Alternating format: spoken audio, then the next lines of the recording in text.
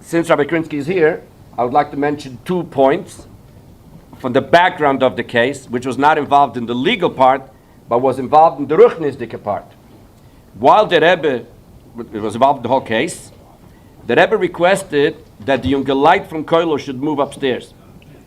Lapoile didn't work out for whatever reason. I was at that time in Koilo. I just got married a few months before, and I got what it feels to be the son-in-law of a maskir, because when Rabbi Krinsky didn't take the Rebbe to the oil, it was my father-in-law who took the Rebbe every day, and that's when I got to see when people are really under pressure.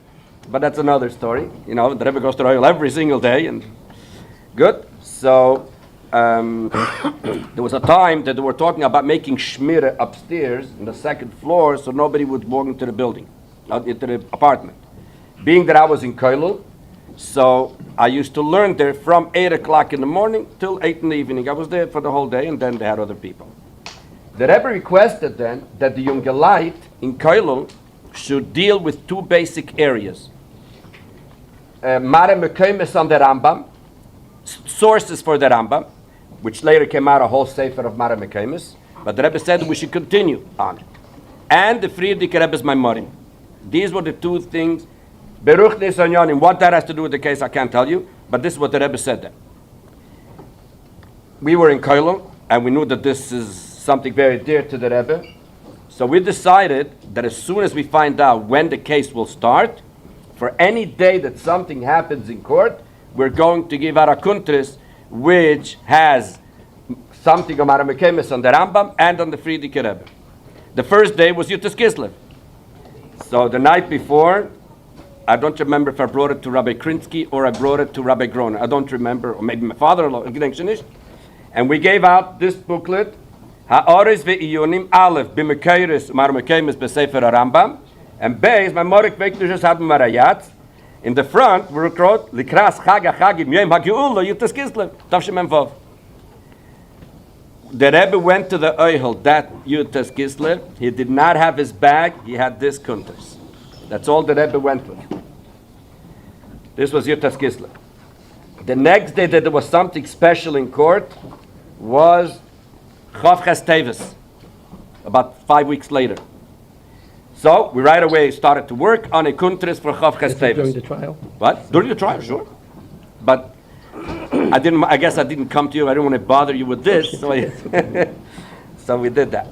Came Chof Teves. So I started looking around. What's Chof Teves? At that time, no one knew what's Chof Teves. Everybody thought that today everybody knows Chof Teves is the birthday of the Rebbe Tzachana. At that time, no one knew what Chof Teves. Why?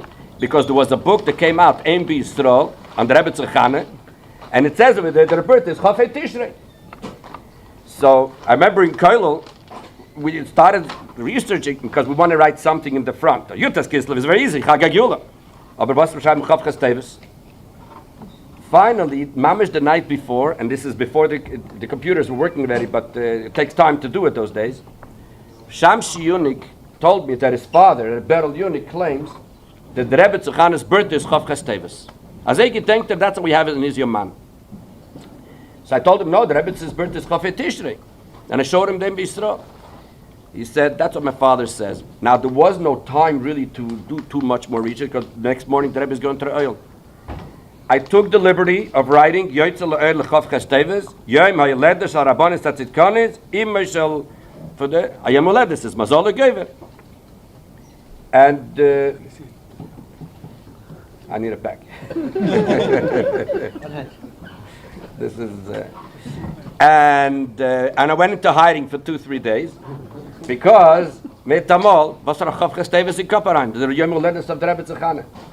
Behaikir, one of the Maskirim's children, not yours, came over to me, and she called me up. He says, Levi, how do you know that it's Chof Teves?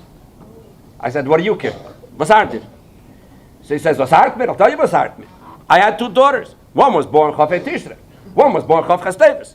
The one of Chof Tishrei I called Chana, and the other one I called whatever, a different name. And I'm in Tamol, it turns out. So now, Taki, we got a little nervous. So Lepoil, the eunuchs, Baruch Hashem, were very close to the Rebbetzin, of course. So Shamshi worked out to put this on Shabbos by the Rebbe's table in the library.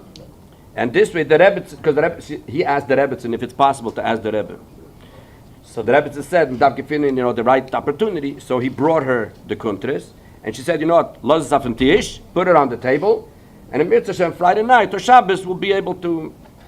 Came after Shabbos, and she said there wasn't a possibility. So it was never discussed. But then later, they found in the library that I'm not sure exactly the details about this, but they found in the Ein Yisrael, where it says Chof Hey Tishrei, there's a zettel in there. Maybe Rabbi Wilhelm can fix me on that. What?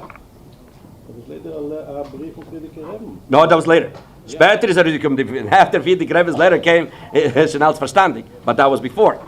So they found that zettel where the Rebbe wrote that Yish Alu Zikne Anashe Be'eretz HaKodesh, where they have this information from. In other words, the Rebbe didn't say one way or the other, but that was but the bottom line is that it turned out that it was Chof Hey Teves and Mazolo gave it, so this was the second. Then I heard from Mashvager Hill David, Derech Le Derech, that Yud Aleph Odor Rishon was the last day or something to give, or maybe it was Mamish the last day, one of the last days of, how do you call it, when you give in the last post-trial, whatever. So when David told me that it's on that, so I right away ran, we made together a kuntris for you, and every time when the Rebbe went to the oil on those days, Taki, you didn't see it, because he didn't take the Rebbe then. The Rebbe went with this kuntris to the oil for just an interesting point from behind the scenes on the Ruchnis Inyanim of the case. And while we're at it, to Rabbi Krinsky's credit, I felt bad, but I did it anyways. When I was a bocher, I used to collect stuff. One of the things that came to my hands, long story, was the file. There were two files of that, of how the Friedrich Rebbe came out from Russia, from Poland to America. One was the one that Rabbi Jacobson had, and one was the Rashag's file. A ganze Meister, the Rashag's file, he had a lot of shemus. They found it, and it came to my hands. So I had it as a bocher, and I had it in Italy in my stuff. Mitamal came a court case. A Meister, we didn't know anything about a good Siddur Chabad those days. What's a good? It was a Meister for the Friedrich Rebbe. Before Yutes Kislev, my father was going to come for Yutes Kislev. I have a file from the Jene Zeiten. Maybe there's something there. My father came for Yutes Kislev. He brought it, and I didn't look at it right away. But 4 or 5 days later, Mitamol, you talk about. I gave you the whole file then. I didn't make a copy because it was at night. And there was one document in there. Everything was originals, but one had 3 pages on the stationery of Agudas Chasidei Chabad, which explains what it is, or asking for visa, I'm not sure. And on the 3rd page, an English signature of the Friedrich Rebbe on a Agudas Chasidei Chabad stationery. Now, I didn't know what this is worth, but I knew it's definitely something. This was 10 o'clock at night.